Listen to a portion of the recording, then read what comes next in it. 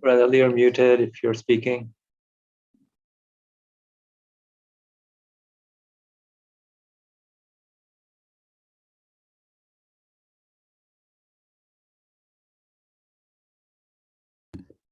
Do you see the screen?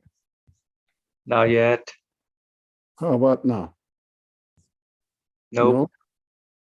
No? Okay. Okay.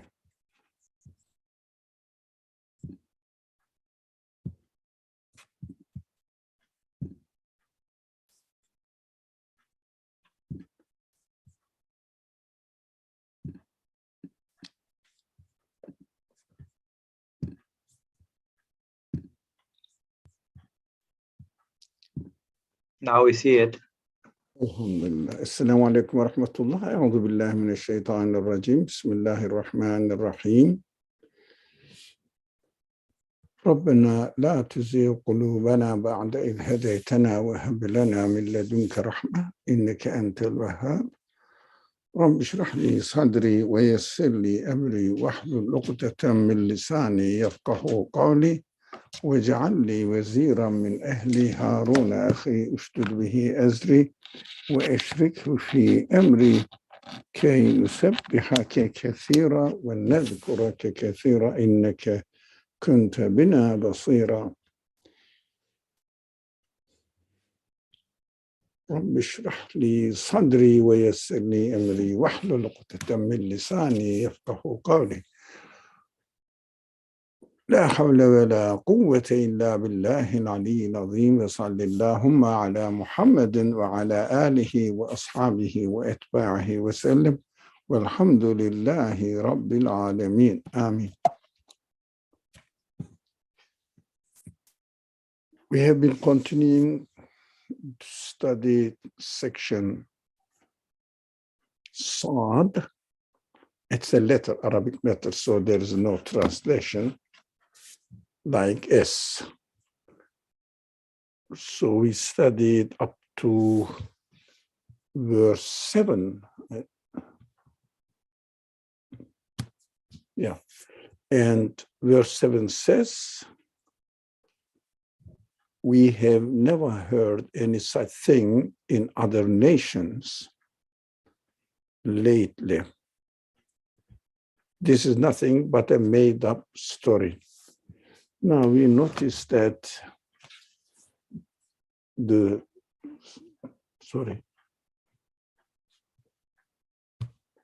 reference is nothing to do with the content of the message.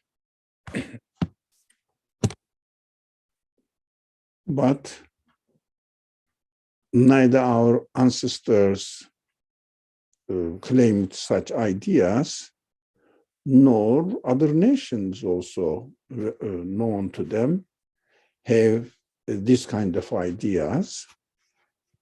So we are not going to follow this guy, or we are not going to take into consideration was what this person says, the prophet, but they don't acknowledge him as a prophet. In fact, the real problem we understand nowadays as well, nothing to do with whether this is a new idea. No one said anything like this before. Yeah, it may be another perspective of the concern.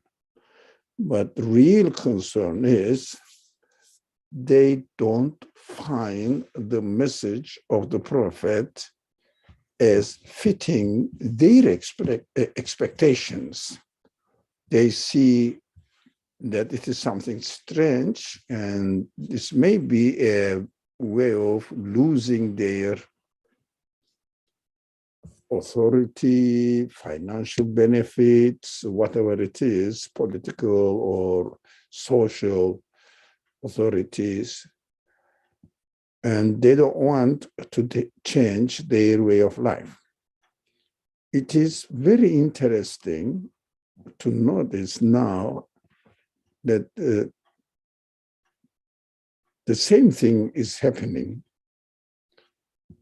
they all nowadays, those people who reject to take the prophetic consideration seriously and come up with a counter argument, rejecting it, they seem to be rejecting the belief in God. But in fact, they don't really bring any substantial existence other than claims promising that they will solve the problem of this universe. Actually, they don't say openly that we are going to explain the existence of the universe. Rather, most of the innocent people studying sciences, which is the philosophers of our time, so we have to take the interpretations of the scientists, especially nowadays, seriously, because these interpretations are making up the philosophy of our time, our century. The other philosophers may say something and they are not really attracting people's attention anymore because philosophy, declared it is bankruptcy. How?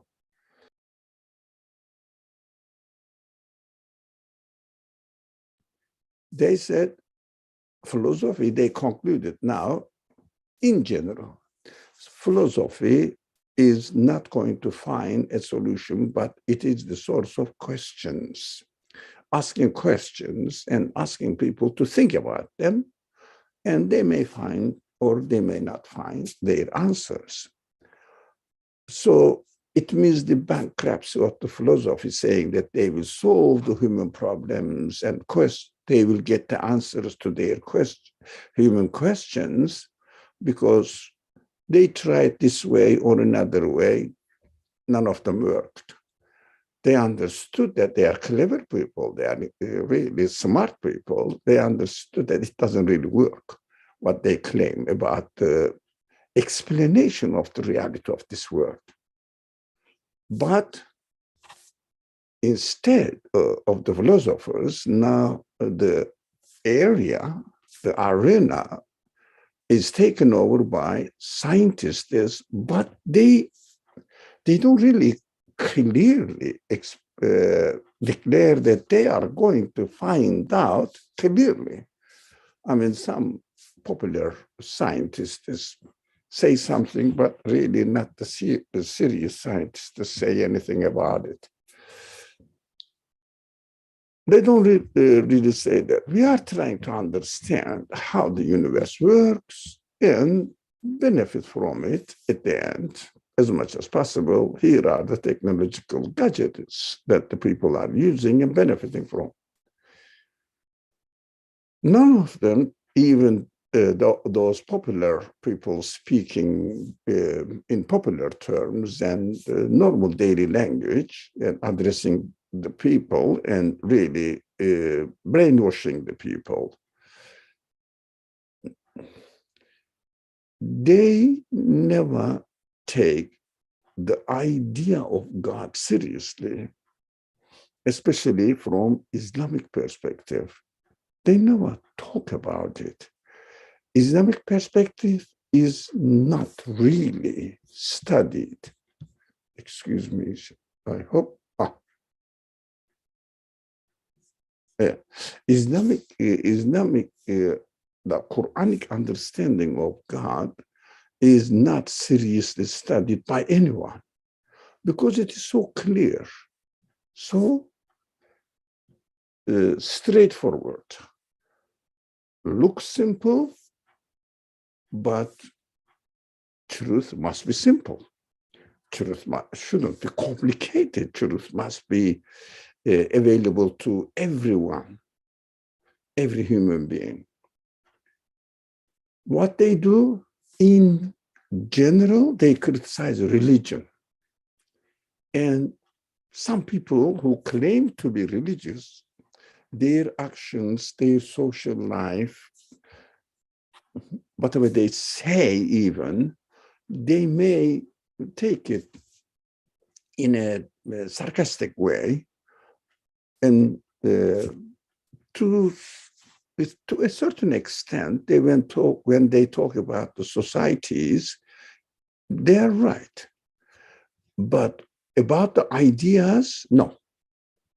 They don't really analyze the concept of God that the Quran presents.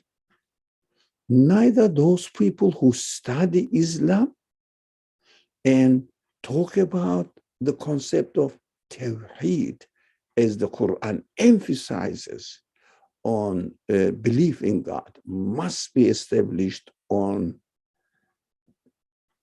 uniqueness of God, if you like, absoluteness of God in our terminology, the Tawheed of God.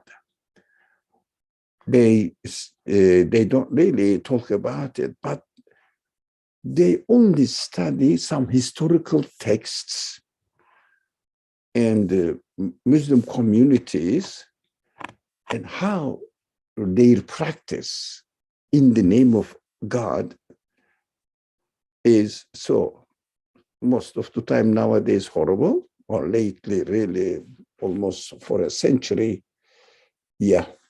for a century, at the societal level, some individuals perfect. Yeah, there are some virtues, of course, in the society, Muslim communities, but it goes, the same thing goes with the Christianity and Jewish tradition.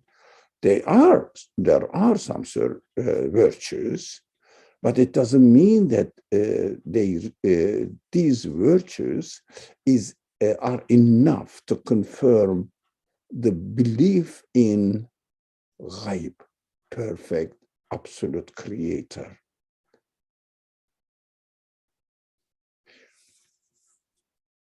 By criticizing religious institutions,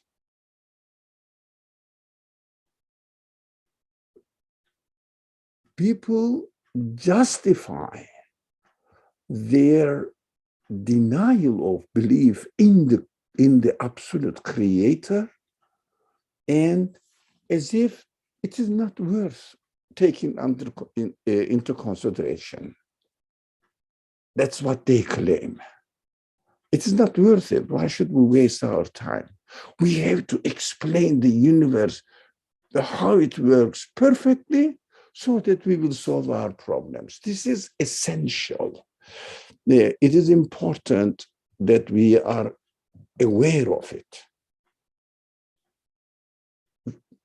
I don't know if you have read any idea which says the Quranic belief in God is He is the one who is the source of existence of this universe, because universe has no quality to give existence to itself. Rather than saying this, what they say, universe perhaps exists forever, endless, no beginning, no end. Can they prove the universe has no beginning, no end? No. On the contrary, they say universe must have a beginning and must have an end. How about the source? We know the first second, even a fraction of a second, how it is developing, because they study the subatomic world, but how this came into existence, all these qualities of that thing, whatever they call it. We don't know, but we know after, we don't mind about it because we found it, and we can explain how the universe is working on its own. Because of this energy, the first thing, whatever it is really fusing or continuously spreading out. Human mind says, yeah, mathematically, you can describe it and make the equations, but at the same time, you cannot give any explanation. This does this, acts this. Why? Where did it get this quality? How did it develop? They say it has it. It seems to be has it. Nowadays, they are working on, for example, consciousness. And what is it? What is it? What is it? They say, look, we cannot explain it on biological terms, but although we can't, but it must be. Why? There is no other way of explaining it. Why there is no other way? It is human beings are created with this quality like other qualities. You cannot reduce everything to matter and chemical reactions. What are these chemical reactions that can be the sort of existence of human feelings, senses, consciousness, human intelligence? How the matter can be source of existence of it? There is, in fact, one claim. We may not know it, but it is out there. It is working like this. We don't know how and why. It is just like this, working it. That's it. As if looking at a machine and saying, it is working. That's it. That's working. Who made it? What was the purpose? I'm using, and I will, as I use it, I will understand the purpose of this machine. But how come it came into existence? There is no answer. No one really nowadays says, oh, we don't believe in religion because there is no equivalent of it in other nations or in us. But what they say nowadays, oh, we don't really need to take into consideration because we are really getting into the heart of the matter. For what? Now we will understand how it works. But it doesn't explain any existential questions. We have to be very aware of this. This is the main problem of this century, as far as I can see it.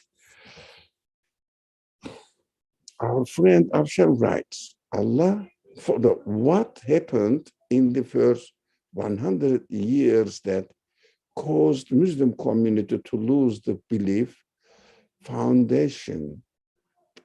Oh, it is a historical background, Afshan. Shall we go there? I mean, I'm not the expert on this kind of subjects, but general idea.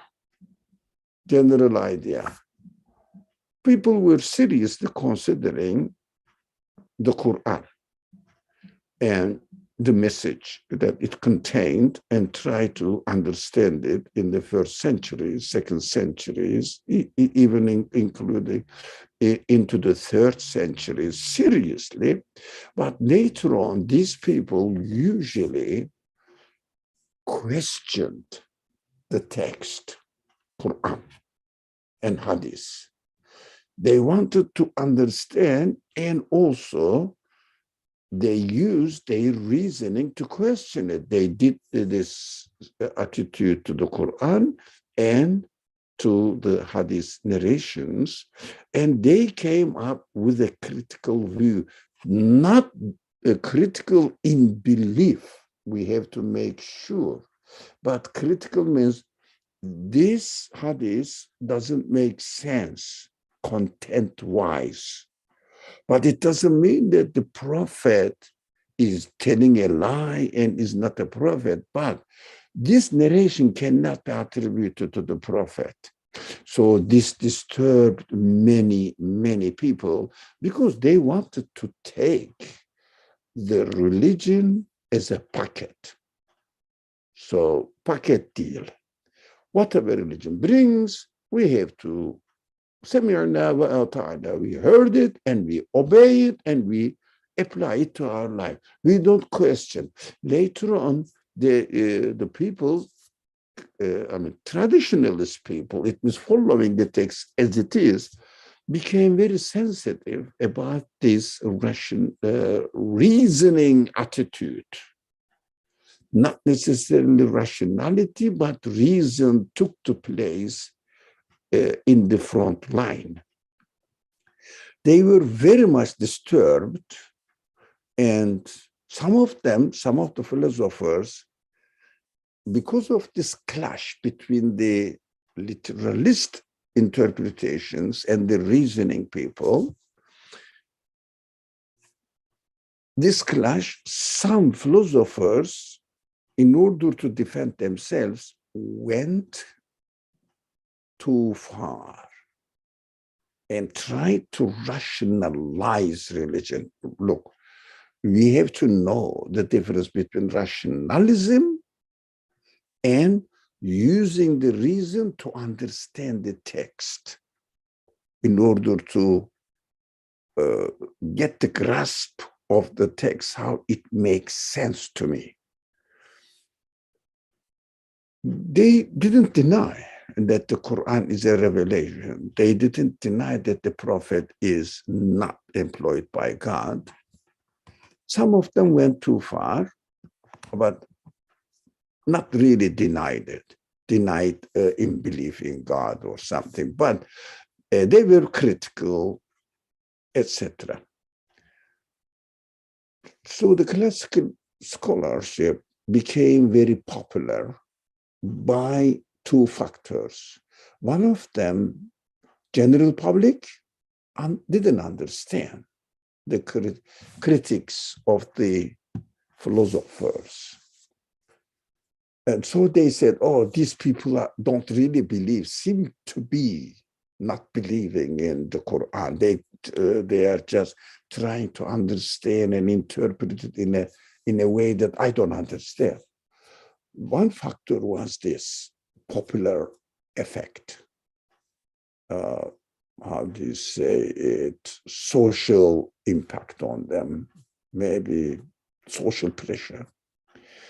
The other factor is not very well known, the administrative power. Sultans didn't want people to think, because those people who thought never obeyed the order of the Sultan to come and work under their control. But unfortunately, some of the classical scholars, not all, some of them very seriously rejected, but another part, good part of the others, followed the authority of the sultans. And sultans wanted people to obey whatever is there, never question more. Therefore, they have to obey their administration or their power as the sultanate or kingdom. Unfortunately, they were Muslims. We are not saying none of them were Muslims. No, they were Muslims, but they thought this is the best way. You know, people just do their duty, religious duty, and get on with their life. Why bother about what does this really verse mean, etc.? I mean, it is too much for the general public. That's correct. It is too much for the general public. But some people intellectually question it, wanted to question it. Anyway, and then this way of reasoning about the content of the Hadith and the Qur'an is, if you like, expelled from the interest area of the people. And also some classical scholars labeled them as non-believers because when they question, don't you believe in God's word? Or don't you believe in the prophet? And the prophet said, so it must be so. What they did, rather than the content of the hadith narrations, they concentrated on the narration chain of the hadiths. That is important. Narration chain, in the study of the narration chain, it is amazing.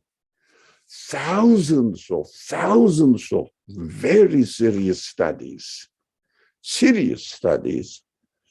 presented. But what they were doing, they were studying how truthful the person was, how serious the hadith scholars, the collectors of the hadith were correct. They are all correct.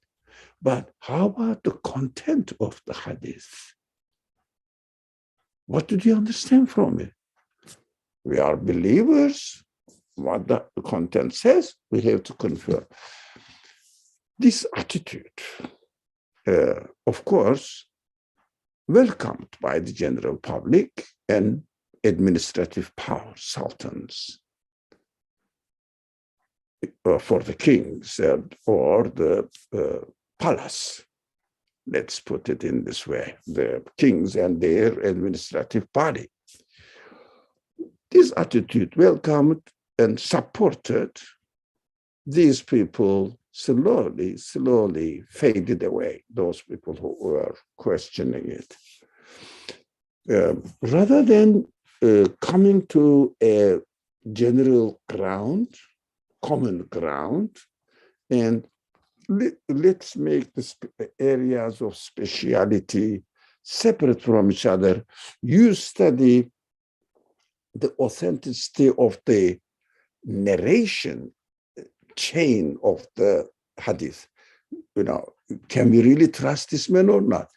Some hadith scholars did an amazing work. Every person who were involved in the hadith narration chain were recorded as if they are recording the FBI reports. So this man was here, and then 10 years later moved to this city or got married. His son was there. They knew everything by investigating. A scholar wrote 60 volumes, the thick volumes, and hundreds of thousands of names of the people. Impossible to imagine nowadays. Maybe with the help of computer system. That time they were traveling. They were going. If they heard one person moved to some places and he is alive there and narrated the hadith, they didn't mind going there and taking a road which took maybe one month. Amazing energy. Yeah. But content of the hadith were not seriously studied. That was, and the Qur'an also, grammatic structure of the Qur'an, eloquence of the Qur'an, rhetorics of the Qur'an were so deeply studied. How about the reasoning side became weak? Especially, it was limited to certain group of people. We were very in minority among the scholarship. We cannot say there were nobody, but there were some, but few. That is what happened. Then now the society, Muslim society, look at them, they just follow. We hear and we obey, but why do you obey? Oh, that's our religion. It became in this, if you like, pattern. Our religion says this, then we do that. It's good. It is not harmful. Correct. I agree. It is good. It is not harmful.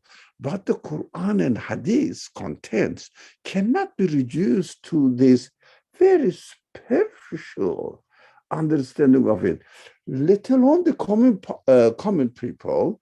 I understand common people are not specialized in this, and also scholars warn the common people, unless you are specialized without being qualified, never go into this kind of discussions. Why? You are not qualified. You don't know the principles of thinking, logic. So how about those people who knew, and they say, yeah, they do it, but they cannot really take these views to the general public, because general public may find it harmful. To a certain extent, it is correct. I agree. That's why we speak in this group in a very special way. Not everybody, if I go to the mosque, I will never ever speak as I am speaking here. Why? People will be really puzzled. What am I doing? Am I a philosopher? But we are trying to understand what it refers to us. Okay, let's come to this problem of not studying really seriously how the Quran presents belief in God. For example, for those people who don't really take religion seriously, what they do, they think the people who believe in God, they took belief in God for granted, and then try to explain everything accordingly, saying that the universe is created by God. We don't know who he is, but we are absolutely sure he exists. Correct. They are all correct. And now come to understand what is happening. This is happening in this way because God created it in this way. Exactly the opposite side of the, flip side of the problem is materialists say the same thing about the universe. It is happening like this. We found it out. Why? Because we found that it is happening in this way. Recently I was investigating how the psychologists really work on, serious ones, of course, work on consciousness. They say, we have no way of explaining the reason why consciousness exists, and everybody is very aware of their own reality, existence, that they are conscious of their qualities, existence, and they consciously use it. Even the animals also, they study this. Animals also are knowing what they are doing. So they don't really confuse. Yeah, they have their consciousness according to their capacity. Human beings have it according to their capacity. So every human being has it, but we don't know the real nature of it, how it happens, but it is happening within human beings. Be careful here, be careful here. Human beings means for them body. That is the problem. Now, it is happening within this body structure, so complicated, brain and nerve system, and also memory and intellectual qualities. It's so amazing. Yeah, that is what human body is all about. Apart from the flesh and bone. Of course, they are not that simple. They are smart people, hardworking people, hardworking than the believers. Believers are comfortable. So this comfort in their belief relaxes them, and they don't do anything. They don't really bother about to solve the problems, get the answer, and explain it in a way that they will really comprehend it, or they will be able to understand it and take it seriously. Oh, belief in God really it is so human. Right. When I say I believe in God, yeah, I'm very comfortable. And this comfort made us lazy, unfortunately. Anyways, so the attitude is the same. One of them says it is happening because God is creating in this way. The other one says it is happening because how the matter functions in this way. So I mean, they are not equal, but the method they are using is the same, and we don't realize it. One of them confirms, the other one denies the religion, confirms his own religion, which is how the matter functions. So when they study human beings and say that human beings as it is, we have consciousness. That's it. It must be something to do with myself. It means as I am, but in brackets, body functioning, matter functioning somewhere here. We don't know what it is, but it is there. That is the latest explanation for human consciousness. As far as I know, maybe they have developed something else, but I'm not expert on psychology, definitely not. But what they say, what they are writing, what they say, giving a general idea, that's the last point they arrived so far.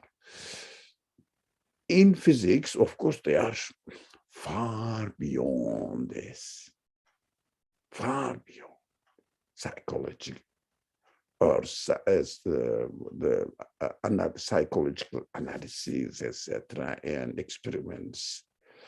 Very behind physics. Physics is the fastest to a certain extent biology, but we have to know that biology is based on physicists.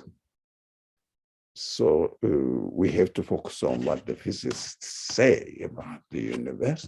So biology is explained it in terms of life in animate beings, how the animate being developed. They cannot say anything beyond what the physicists say, because physicists are the people who study the really what this universe is within itself all about. We have to understand within itself, they never give any possibility that it may be created in this way. There may be a creator who is an absolute being. God is really, we cannot imagine him, but here is his work. Does it make sense? Attributing the functions of this universe to be arranged and given existence by a creator who is an absolute being. Does it make sense? There is only one step ahead, waiting for these people to declare their bankruptcy as the philosophers did. I am sure it will come. Either I will see it while I'm in the world or not, but my spirit will be aware of it. Well, my spirit doesn't, my human side doesn't die.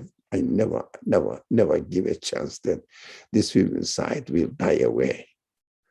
But it is against existence. Because once existence happens, that's it. Non-existence cannot interfere into existence. That's what we have to understand. Deeply think about it. Non-existence cannot take over existence. But if God doesn't create, If God doesn't create, correct. That is just an assumption. It's a theory. Why? Because of the will of the creator, but who doesn't really prefer to give existence rather than not giving existence. That is logically consistent. But how about the will of the creator after giving existence to something, this absolute being will stop giving existence? There is no sign in the universe to confirm this idea. There is no sign in the Qur'an, his speech, that if God doesn't will, and one day he will not will, you will disappear from existence. There is no reason why an absolute being, after giving the taste of existence, he will stop giving it, because human being is created in such a way that the human mind, human feeling cannot approve it. It means God has created me, is creating me in such a way that he didn't give me the capacity to think of non-existence. Because if the creator is an absolute being, non-existence is not subject to him. So it is sure. I'm sure I will hear, I will see the declaration of the bankruptcy of the scientists saying that we will solve the mystery of existence. That's why they know it's very close. They never talk about this side of existence. They just talk about how the universe is functioning, although the Qur'an is saying this is not, but in the language of the Qur'an, sunnatullah, how the creator is giving existence to it, and everything, every single being in the universe points to, in its existence, points to the creator's absoluteness. That is how consistent the belief in God in the Quran is. We have no fear about what they say, but we have to hear what they say, so we have to prepare our answer to them. We have to be aware of it, but not everybody. No, you are. But first of all, don't jump into studying atheistic ideologies and whatnot. First, grasp the teachings of the Quran. At least make sure, rather than say, I believe in God. No, there must be a God. Yeah, there must be a God, but which kind of God he is? How his relationship, for example, ask yourself, have you ever asked this question that non-existence can never interfere into existence at all? By definition, never. Although in theory, to make the comparison, you can say, you and I can say, if God doesn't believe, will, existence never will occur. This theoretical assumption is correct. But is there any way for the absolute being to not create somebody or something which tasted the pleasure of existence? How about the animals matter? The Quran says, not only human being, Quran says, يَوْمَ تُبَدَّلُ الْأَرْضُ غَيْرَ الْأَرْضِ. Now, what does it mean? When the universe is distracted, that's why the Quranic language is always threatening with distraction, with punishment, not non-existence. Even the hell, pay attention. Hell is described eternal. Not really very eternal as the paradise is eternal, but somehow second degree eternal, but after a certain time, they will go into non-existence. No. After being really repentant, what they insisted, why they insisted in their denial of reality, then Hadith descriptions are very clear about it. They will be somehow, yeah. I don't want to be target of the classical scholars.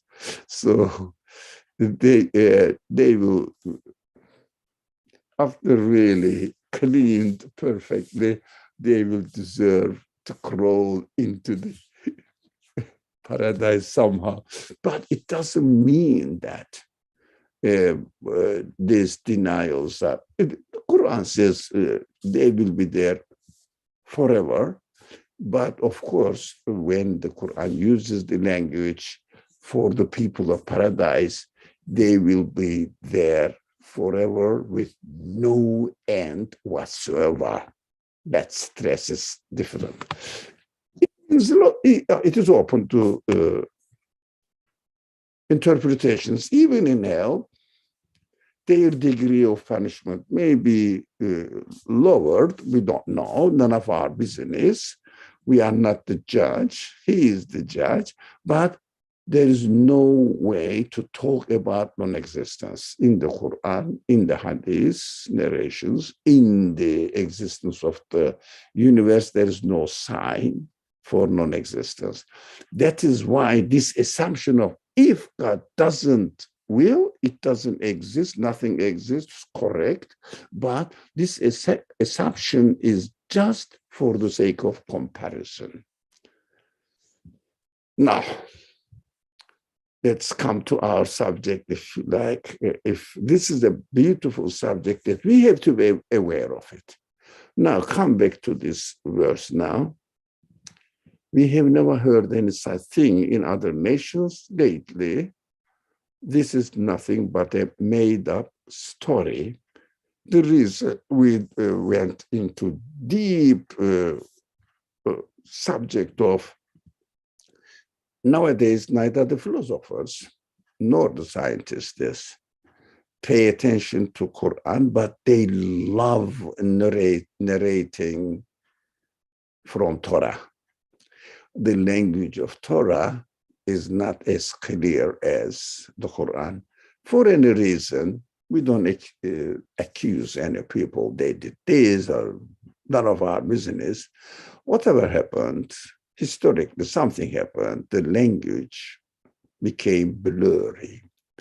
And also people, as the Muslims, I mean, general public, and also some people seem to be scholar. I am one of them. They claim that Quran must be understood as it is. It is plain, clear, and taken simply, but go into the details of grammar and rhetoric. Okay, which is one science. Yeah, it is interesting science. It is important science. But our area is how we can relate it to our practical life. That's why it doesn't mean that contradiction, but the difference of fields to concentrate on. That's nothing else. Oh, these attitudes of the people did not make religion or belief in God clear, and those people also do not refer to Quran saying, Quran is like Torah.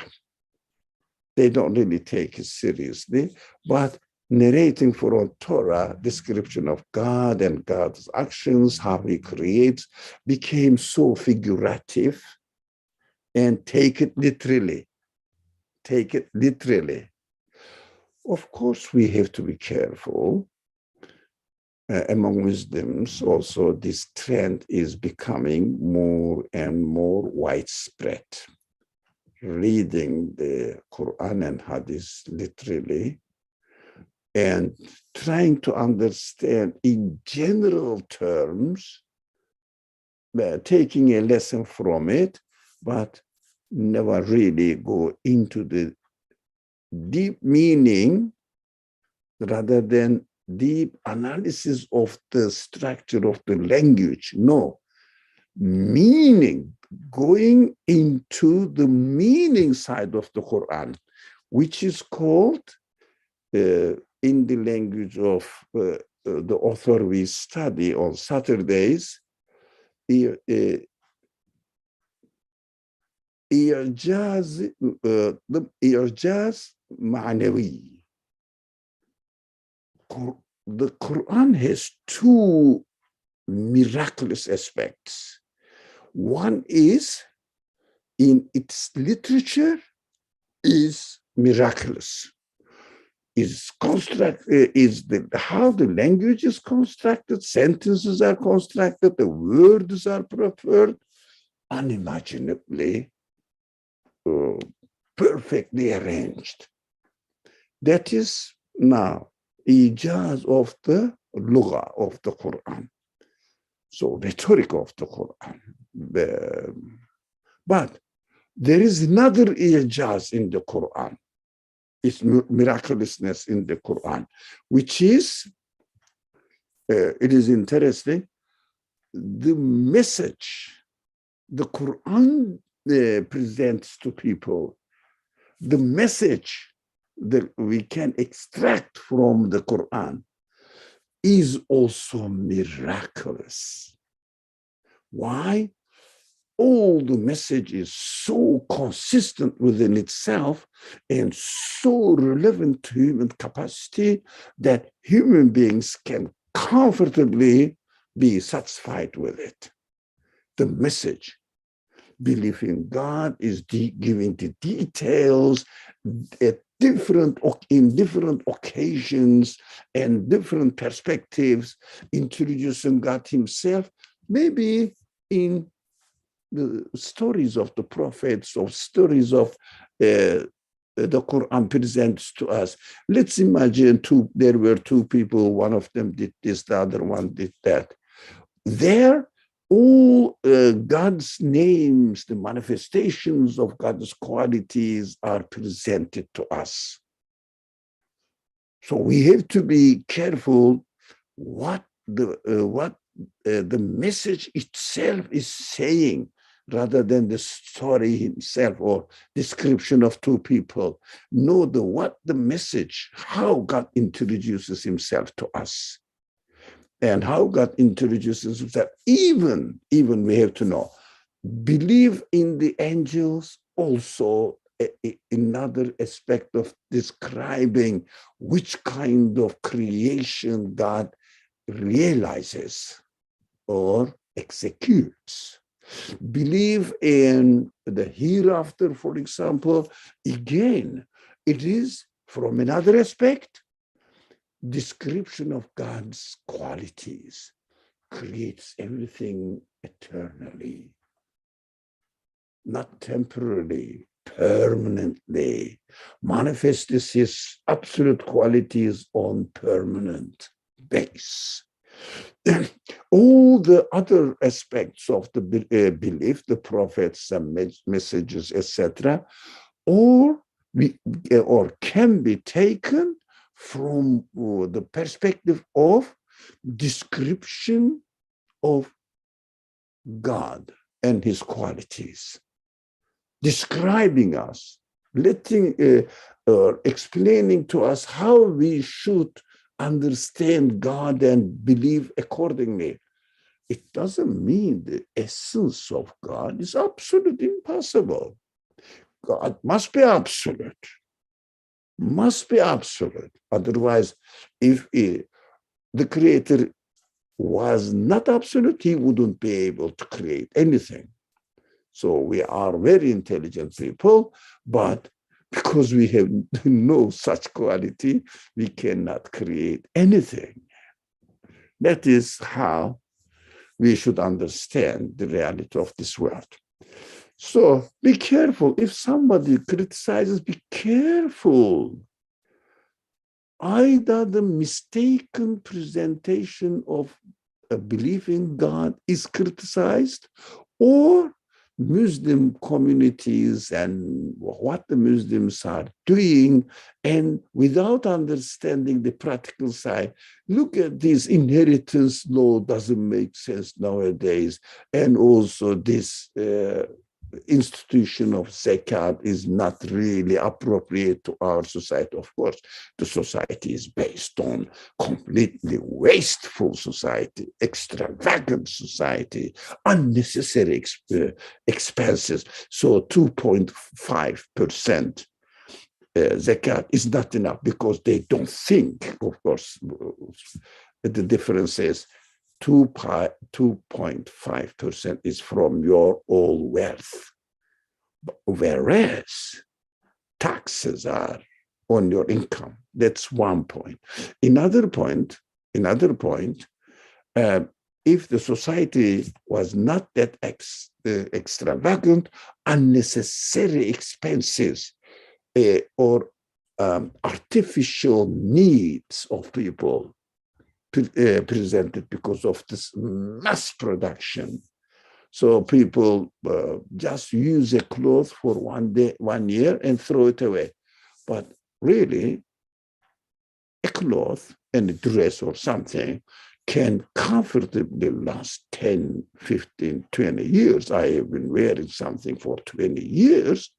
They last. But because of this fashion, every 6 months, we have to change our closets. Well, unimaginable.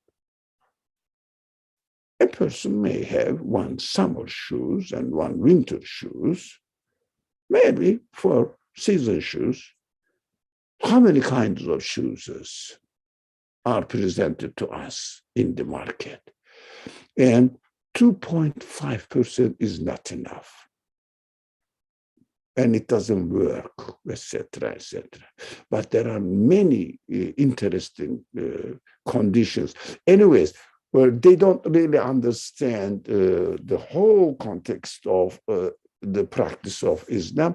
They just criticize as comparing to their standard life. But practical side of Islam is for the people who believe in God and the guidance of the Qur'an and live accordingly. Which Muslim community live according to the guidance of the Qur'an? We believe in the Qur'an, we pray, etc. But our social life, our family life, our family structure, householding, look at this. All these have nothing to do with the life that the Quran presents to us. It doesn't mean that we shouldn't do scientific research. No, we can do. We can develop technology, but not in a way that it should be. It should not be based on consumption, commercialized. It must be for the benefit of human beings, not commercialized. The same mission is $2,000 now. 5 years later, it is worth nothing. Finish. But the same mission, if it was not worth anything, why did you ask for $5,000 or $2,000, whatever the price is? Why? This is commercializing technology in order to benefit or give benefit, help people who need it. That is completely corrupt economy. How can you compare inheritance law, zakat institution, and other practical side of Islam and make sense of it within this completely corrupt system and make sense of it? Of course, within this system, it doesn't make sense. But not because Islamic principles, which are called Sharia, doesn't make sense. Your type of life doesn't make sense. That is why Islamic Sharia doesn't make sense to you, because you are applying it to a corrupt society. Well, there are enormous problems that we are facing now. These problems must be really studied seriously by young minds, not me. I'm just looking at it in general terms. And my English, my language is not enough to express, and my capacity is not enough to specialize on anything because my background is weak. I know that. I'm not specialized in anything at all. All general education, I took social sciences, religious sciences as my background, general. Political science. I studied, for example, and religious science, general again. But specialization is necessary. That is not our subject today. Okay, I know the time is up, but the subject is so hot for me. I don't know if it's hot for you as well, but since you don't leave the room, I understand that somehow either maybe you took it seriously or somehow worth listening. This is nothing made up story. That is why the essence of this Quranic message is those people who rejected the Prophet never came up with a consistent counter-argument about the content of the message. You see, this Qur'an is how cleverly, if you like, miraculously presents the case. They said this, they said this. Of course, nowadays they do the same thing. That's what that's what bothers me. Nowadays it's the same thing. Religious people look at them and forget about religion. Yeah? They know that some of them, of course, especially the Orientalists, know that the belief in God and the description of God and all the belief system that the Quran presents really is consistent. They never go into it. They go, those irresponsible historians, narrating every trash, mixing up with some truth, reality. And they go there and pick up the trash like the rat goes into the garbage can and takes the rotten ones and criticize it. Look at your scholar says this. Excuse me, it's not my scholar, by the way. But they are innocent people. They did it just really to entertain the general public. Okay, let's go one ahead. Because, all right, here we are. Now, all right, here we are now. How can the message be revealed to him alone out of all of us? Look at the excuse. No, the message must be delivered to everyone. So the prophetic message, a teacher must be one. They don't really want to understand that. In fact, they are in doubt about my message. You see how the clearly explains, puts the verse of the Quran, puts it. They are in doubt about my message. That's the problem. In fact, they have not yet tasted my punishment. And because in the hereafter, hell.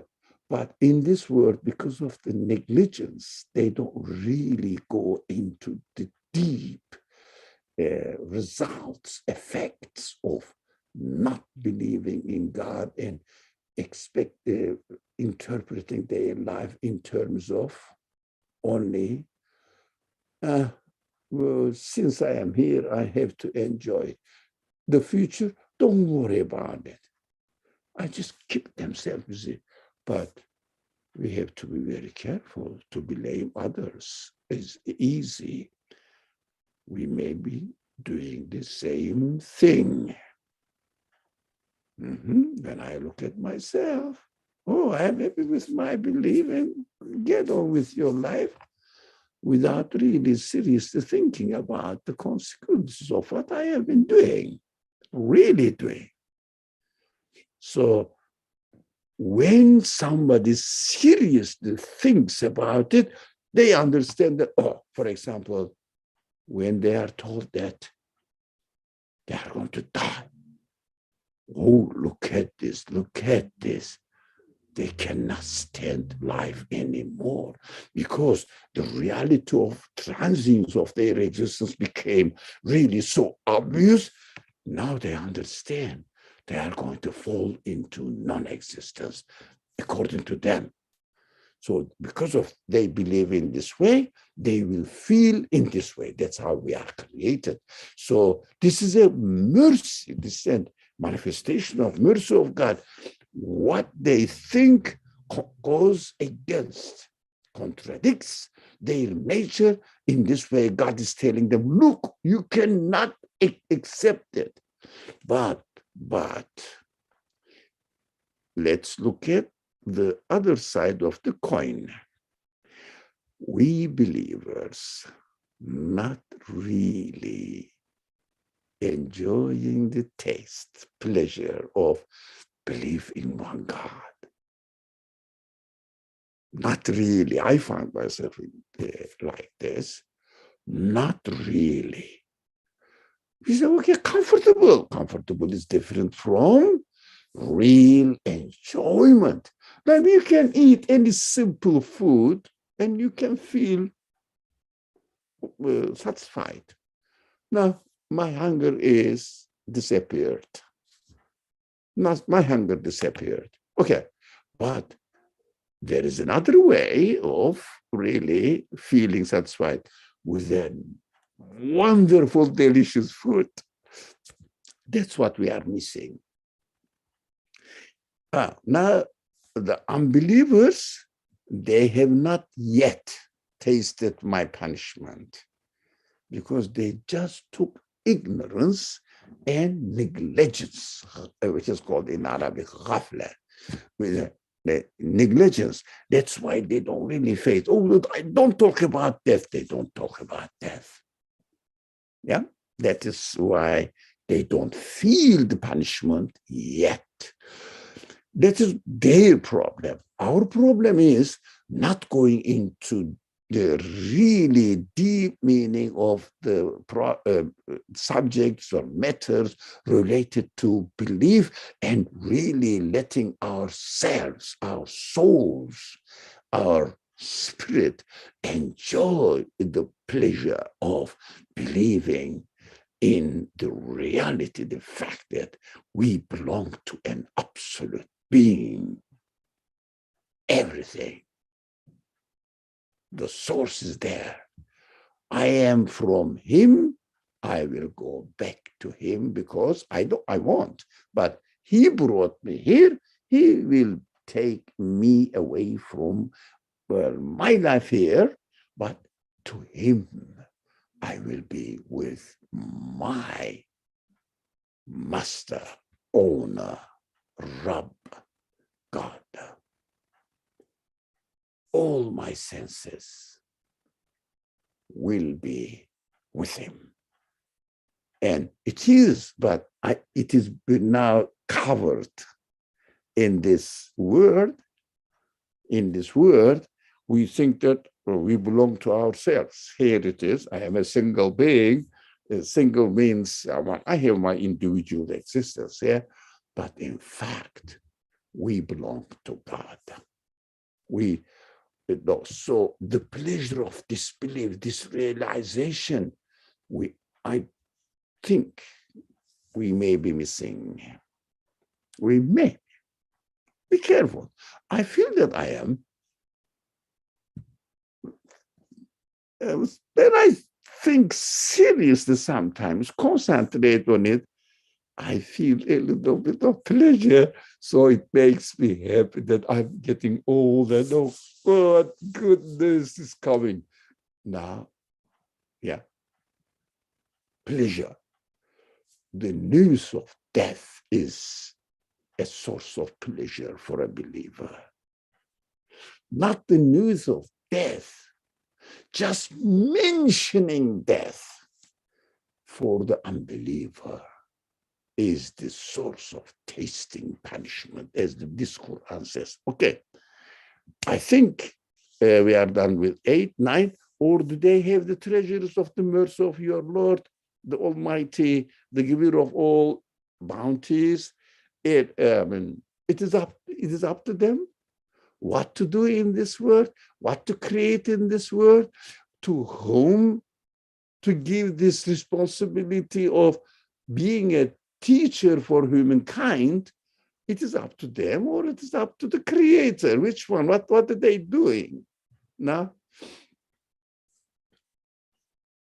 so are they going to decide what God is going to do, or God will decide and they will see the result? Of course, this is a confusion because of the lack of belief in God. The lack of belief in God and taking their life as it is. Oh, time is so up. So late, I'm sorry. It is 8:15. So because of this, not really be aware of being there, what they are in reality. So they say the Creator, as if they don't really seriously believe in the Creator. They say the Creator must act according to my expectations. It means my judgment, not believing in him. It is ridiculous. But as a believer says, okay, God will act to me according to the way appropriate he created me. So I will comfortably confirm it. That, oh, that is what God is going to do, I'm sure. For example, I am absolutely sure God is going to give human beings, either in paradise or in hell, whatever the punishment or reward, permanently. Yeah. Am I really passing a judgment about God? No. This is the result of my belief in God. And his absolute being must act in absolute terms, not limited terms. That's what the ability he gave me to understand this. So there is a different egoistic neglecting the quality of God and saying that according to my wishes. The believer says, according to my reality he created me with. For example, you can say, God must create the hereafter eternal life. But that is your decision. No, this is the decision I arrived as a result of my belief in God. So there are some verses here that we have to I don't know whether really we can stop here. Verse 10, or how about 9? I think we covered 9, didn't we? Okay. Treasure, yeah. I think next week, and I'm sorry, next week I won't be available. Sorry. Inshallah, the following week. I'm sorry. This is what I have to. I needed to announce as well. Next week, I won't be available, but inshallah, I will be available at 5 tomorrow on Wednesday. Inshallah. Although I will be traveling, but I will be within the range of internet.